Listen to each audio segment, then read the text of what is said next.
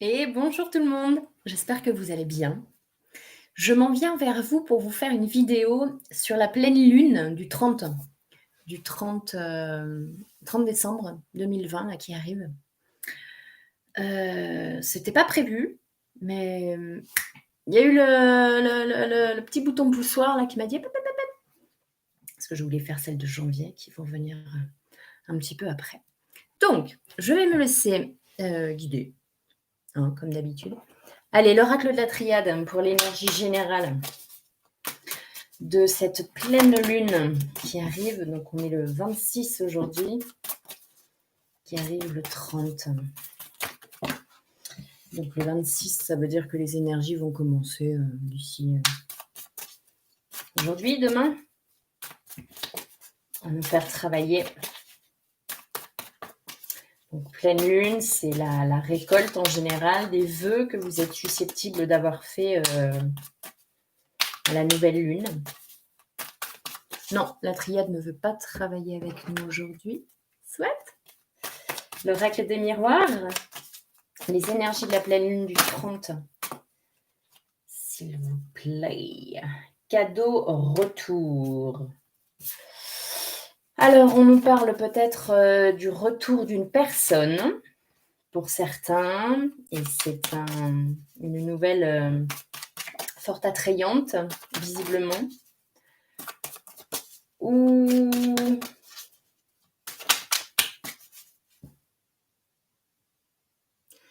on me dit une répétition de schéma et l'opportunité de réagir autrement. Et a priori, ça a l'air de plutôt bien se passer dans ce que je ressens. Quelque chose de bien qui arrive là, dans cette proposition de l'oracle des miroirs. Un verdict. Ouais, je sens vraiment que vous allez découvrir que vous avez avancé sur quelque chose. Ou bien que vous allez avoir un retour sur quelque chose que vous attendiez, une réponse que vous attendiez avec impatience. Et qui va vous libérer visiblement beaucoup. Verdict. Séparation. Vous voyez ce que je vous disais tout à l'heure sur éventuellement la répétition de quelque chose, d'une situation, et cette fois, vous allez réagir autrement. C'est-à-dire que les blessures du passé seront sur ce point précis, bien sûr. N'allez pas croire que tout est terminé. Voilà, il y a eu une grande avancée sur ce point. Donc la pleine lune-là va pouvoir nous confronter. Donc ça veut dire éventuellement être confronté à quelque chose de pas très agréable, qui sera en fait un cadeau. Un cadeau, donc le retour, hein, ce dont je vous parle là, c'est le retour. Une situation qui se répète. Le retour d'une personne pour s'assurer peut-être que soit vous avez fait le deuil, oui, éventuellement, si c'est cette vision-là, vu qu'on a la séparation.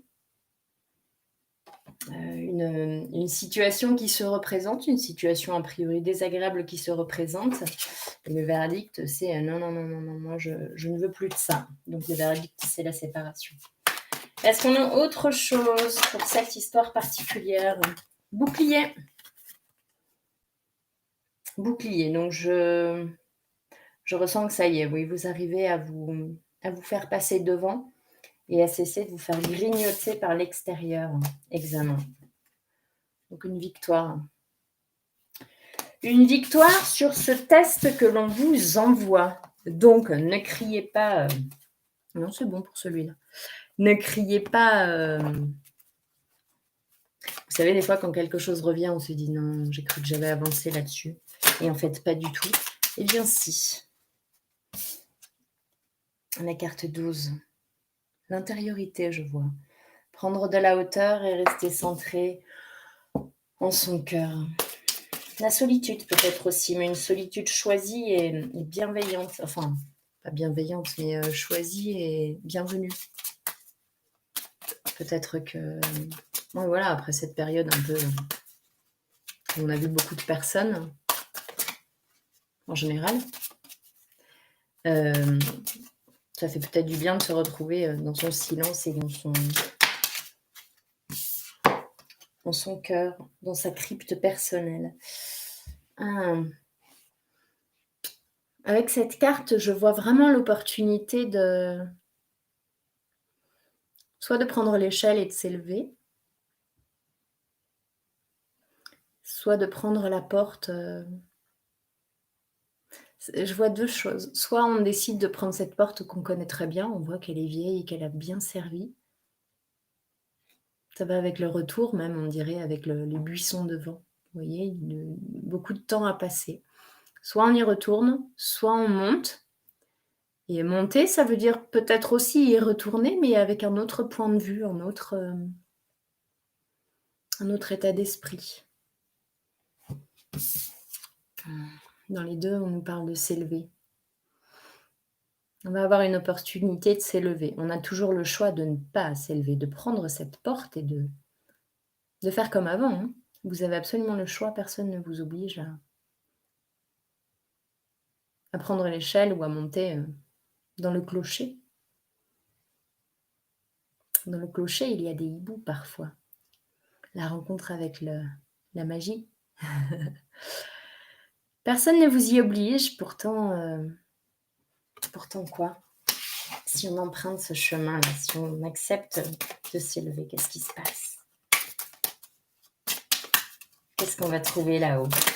Pourquoi on apprendrait cette porte? Ah, la lampe. La lumière. La lumière qui peut brûler aussi, hein. On voit ce rideau-là. Ça éclaire. L'éclairage. Un éclairage nouveau, une compréhension nouvelle. Sortir de sa zone de confort. Et puis choisir son chemin. Cette lampe, elle est portative. On peut aller dans ces labyrinthes si on a envie. On aura de la lumière. On est toujours guidé par l'intériorité.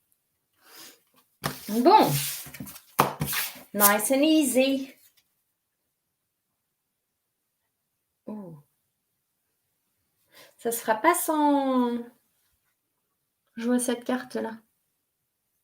Je vois beaucoup de colère. Je vois beaucoup de colère, beaucoup de... Des flammes. Il y a eu beaucoup de choses, beaucoup de souffrances, beaucoup de... Soit c'était dans le passé, soit vous le gardez en vous. Et on vous demande peut-être d'accepter que ça fasse partie du passé. Et de vous élever. Et de faire le deuil. Hein. On avait la carte de la séparation tout à l'heure, si jamais c'est trop lourd. Hein. All right. Alors, avec le 77 d'Alias qui est 18 000 cartes qui se retournent, ça ne va pas le faire, ça, les amis. On nous demande d'écouter ses émotions, l'abondance. On nous demande d'écouter ses émotions, d'être à l'écoute. J'ai vraiment la sensation que beaucoup d'entre vous, d'entre nous, gardons un feu intérieur, mais un feu, pas qui nous anime, qui nous brûle, qui nous ronge, qui nous mange. Et a priori, là, on va avoir l'opportunité de régler ça. De dire, ok, je le porte encore, mais je choisis de me nourrir de cette colère et de cette rancune et vous voyez, de ces émotions là qui nous mangent. Ou de dire, ok, je pardonne, et je tourne la page. Et je chemine gaiement. Fort et forte de cette expérience, mais néanmoins, sans la maintenir au présent. Vous savez, cette braise incandescente. Si, non, je veux pas du tout qu'elle meure, je veux pas du tout que ça disparaisse, ça. Je vais l'attiser encore un peu et me nourrir de cette colère. Peut-être que vous êtes comme ça ou que vous connaissez des gens comme ça. Qui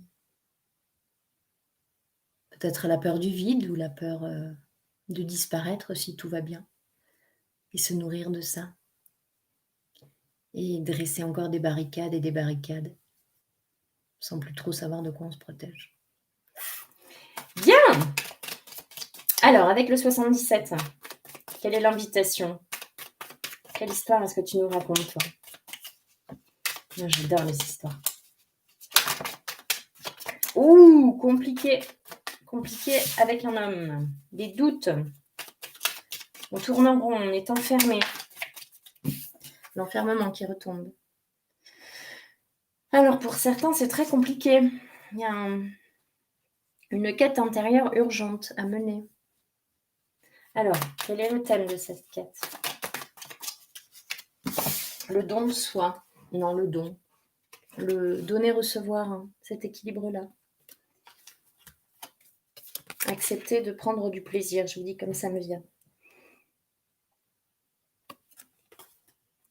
Le choix. Le choix.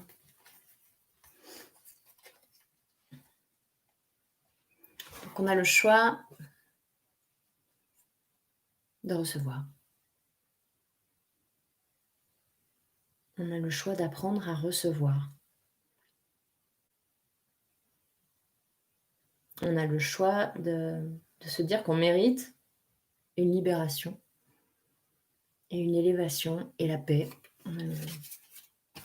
Voilà, là c'est l'invitation. Donc, beaucoup de... J'ai encore l'enfermement qui arrive. L'enfermement. On tourne en rond. On tourne en rond. On nous demande de tirer la ficelle au milieu, là, de trouver la réponse. Alors, quel est le conseil de guérison, le conseil chamanique pour guérir de cet enfermement, pour en sortir? Parce que je suppose que si on y est, oui, au début, on peut le choisir, mais au bout d'un moment, quand on a envie d'en sortir et qu'on ne sait pas quel premier pas faire, le monde du milieu. Choisir la voie du milieu. Ne pas être dans les extrêmes. Vivre au présent. Voir les plaisirs simples. Le soleil. La lumière qui se réverbère sur chaque chose. La lumière sur un tronc d'arbre. Une fumée qui sort d'une cheminée. La pierre, l'eau. Il y a tous les éléments là. Oh, je ressens un bien-être merveilleux. La terre, l'eau, le feu et l'air, tout est présent ici. Renouer avec les éléments. Il est élémentaire de se renouer avec la nature et avec soi-même, comme un tout. Nous faisons partie de la nature faisant partie de nous, de l'univers, et se ressaisir de ce plein pouvoir. Et cesser de chercher derrière, d'être enfermé dans une petite boîte alors qu'il s'agit juste de pousser le couvercle et nettoyer les cloches. Nettoyer.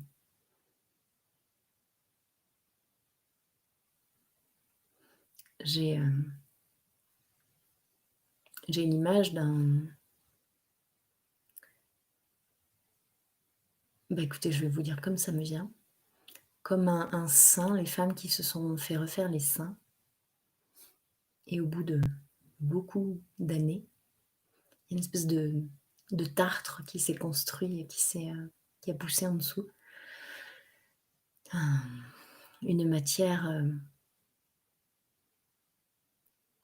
à la fois dure et à la fois douce et à la fois poudreuse.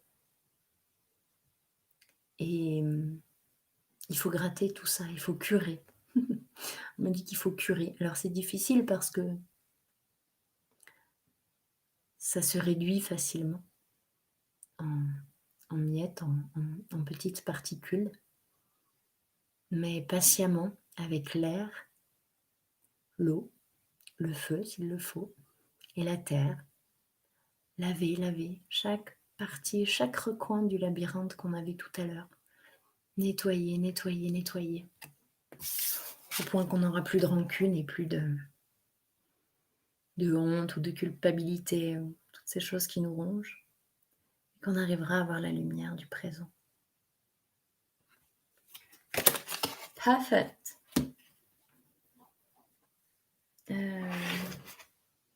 Allez, petite carte de l'oracle de l'énergie. Ce sera encore une autre histoire peut-être. On va voir si c'est une histoire ou un conseil.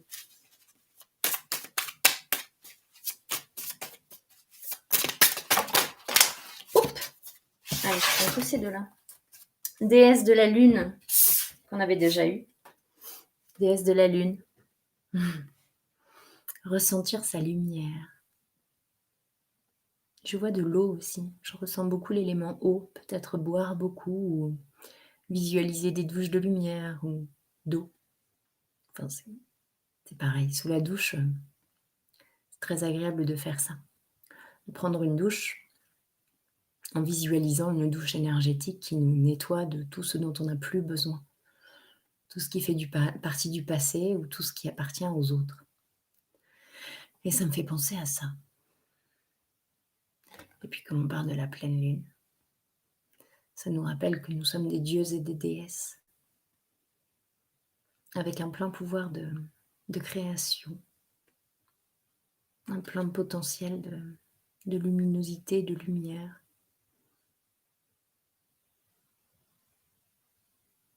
Je vois une personne qui joue au volley là, comme si elle allait renvoyer la balle, envoyer la lumière, répandre la lumière.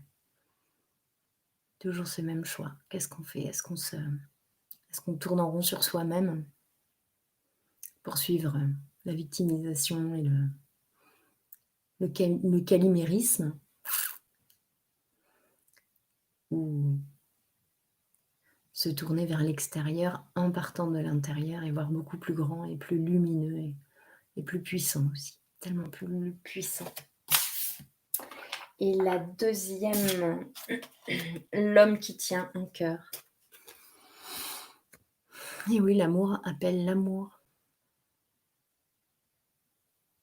Donc si on s'aime soi-même, ça se répercute sur le monde extérieur. Et on est entouré d'amour. Ça peut être une rencontre pour certains et ça peut juste être l'abondance de l'amour, l'amour pur, l'amour inconditionnel. On ne parle pas nécessairement de sentiments amoureux de couple, là. Juste l'amour. Est-ce qu'il en existe un autre que l'amour? Je ne crois pas. Libre à chacun d'évoluer à son rythme. De jolis cadeaux en perspective. Hop, ça va là. Je voudrais tirer une dernière carte. On me dit une dernière carte de l'oracle des métamorphoses, je crois. Ouais, de Lucie Cavendish. Alors, vers quoi va-t-on? Parce qu'une pleine lune, c'est toujours synonyme de métamorphose, de changement, d'avancée profonde, de guérison essentielle. Alors, vers quoi ce jeu met toujours du temps à me donner une carte, comme s'il avait besoin de me lire de l'intérieur, de dire alors où est-ce que tu en es là? Qu'est-ce que tu as besoin d'entendre? C'est drôle. Toujours. Merci. Le phénix dort, quelque chose d'apparemment mort reprend vie. Ah, oui, hein, ça sentait bien le moment difficile. Quelque chose de très difficile. Pas forcément conscientisé, quelque chose parfois d'intérieur, quelque chose auquel on n'osait plus croire, ou on ne croyait plus, ou qu'on n'osait même pas imaginer dans la réalité, qui devient visiblement tangible. On a choisi l'élévation, je crois. C'est magnifique, j'adore. Oh là là. Le phénix tatoué sur son bras, le phénix dans ses bras, les plumes du phénix dans ses cheveux.